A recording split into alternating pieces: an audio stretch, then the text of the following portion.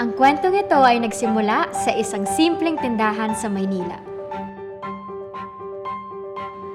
Na ngayon ay isa na sa pinakamabilis na lumaking food businesses sa bansa. Ang kwentong ito ay nagsimula lang sa isang kusina sa isang simpleng bahay. Na ngayon ay isa na sa pinakamoderno at state-of-the-art na food lab sa Pilipinas. Ang kwentong ito ay nagsimula sa isang maliit na pangarap. Na ngayon ay tumutulong na sa daang-daang mga Pilipino na nagtatagumpay. Nagiging financially independent. At kumikita habang pinasasarap ang buhay ng bawat Pilipino.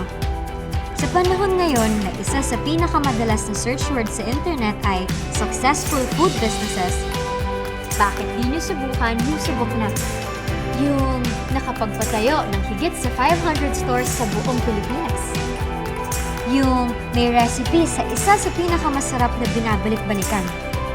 Yung may food facility na modern at gumagamit ng advanced technology. At higit sa lahat, susuportahan kayo sa bawat aspeto ng pagiging entrepreneur, lalo na sa marketing.